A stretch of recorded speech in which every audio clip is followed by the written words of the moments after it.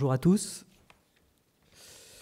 Donc moi, je vais vous parler maintenant d'une étude qui a été menée au niveau de l'Agence de l'eau concernant les partenariats et les filières agricoles qui favorisent une agriculture compatible avec le bon état des eaux.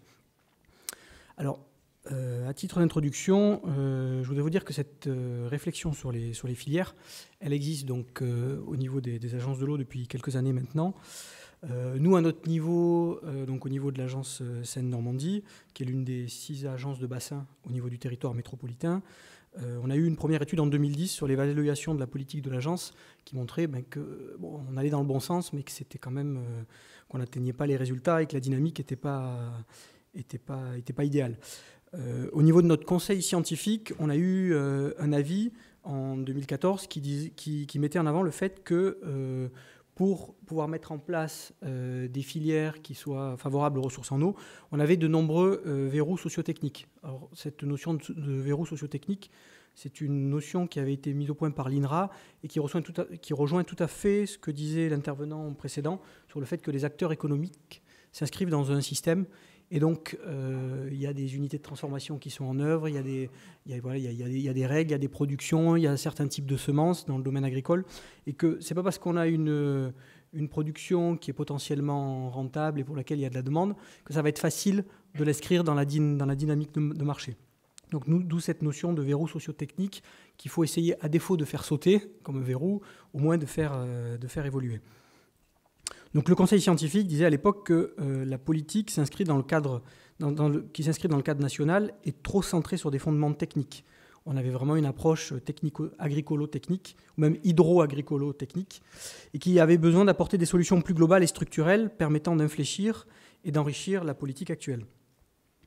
Donc cette politique très technique s'appuyait sur les systèmes de MAE, le plan végétal pour l'environnement, les diagnostics, le conseil, donc très axé sur le conseil à l'agriculteur au niveau de la parcelle, mais sans réflexion d'ensemble sur les systèmes agricoles et de distribution.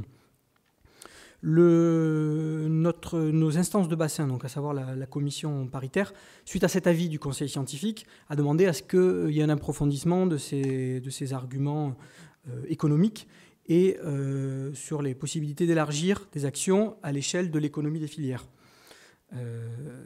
C'est la raison pour laquelle nous avons donc lancé cette étude qui a été réalisée pendant une durée d'1 an, donc d'avril 2015 à mars 2016, par un groupement de 3 bureaux d'études. Je crois que ce matin, il y avait un représentant d'ASCA qui était dans la salle.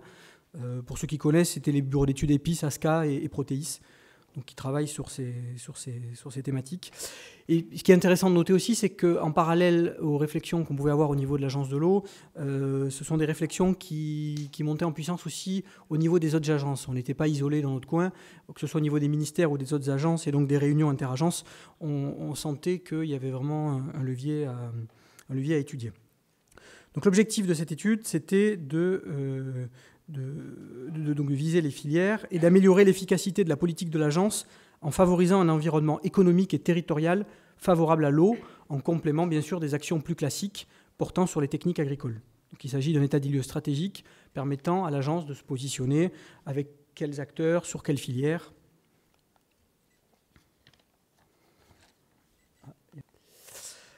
Donc le contenu du rapport, c'est articulé autour de quatre axes. D'abord, la définition des filières bas niveau d'intrants.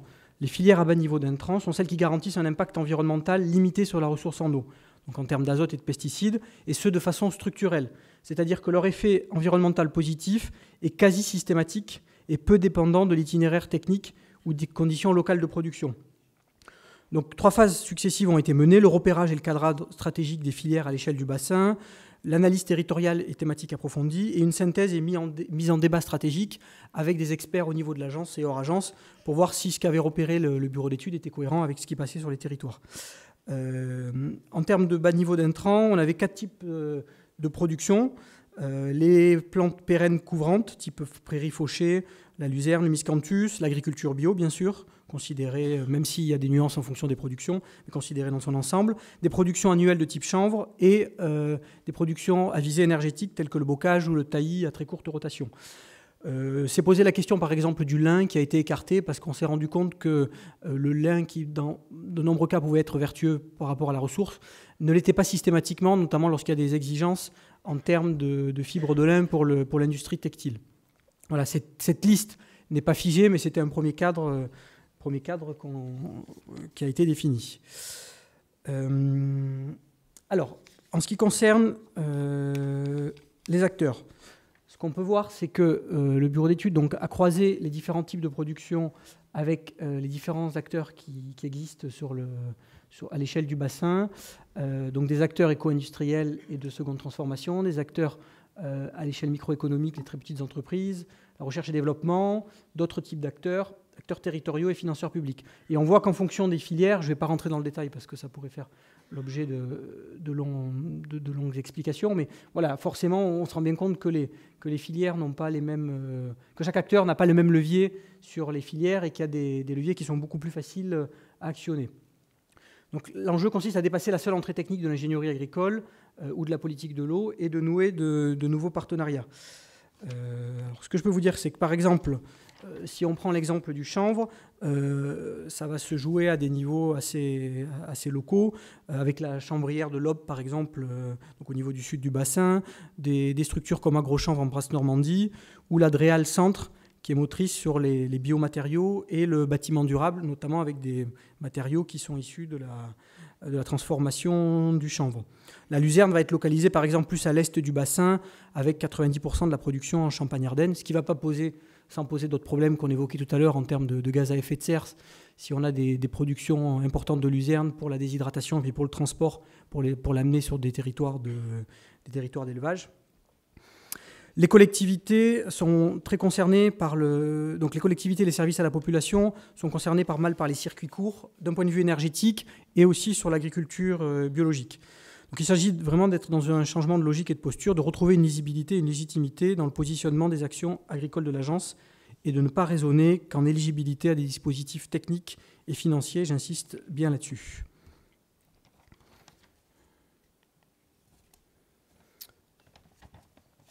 Alors l'autre point qui a été mis en avant par les bureaux d'études, c'est le fait qu'on avait des synergies possibles avec d'autres politiques publiques qui existent.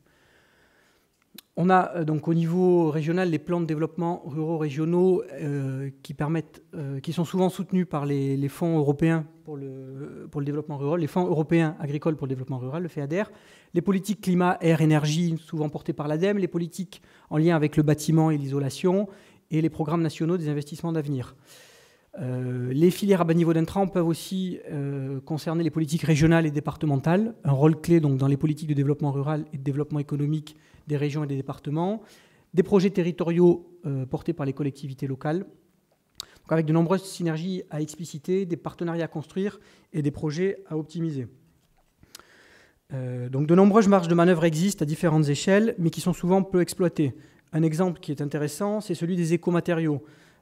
L'ADEME a tendance à raisonner sur les écomatériaux, sur le fait qu'on ait à la limite, sur le bilan carbone des matériaux en tant que tels, sur les gains énergétiques que ça va faire gagner sur le bâtiment, mais ne raisonne pas du tout sur l'impact eau que peut avoir la fabrication d'un matériau d'isolation pour le bâtiment. Et à ce titre-là, il existe des documents où le colza et le chanvre sont à des niveaux comparables en termes d'isolation, alors qu'on sait bien que la culture du colza, en agriculture conventionnelle, vu que c'est une plante assez fragile, et requiert un recours important aux pesticides, ce qui n'est pas le cas du chanvre qui se cultive très facilement, y compris sur des terres assez pauvres.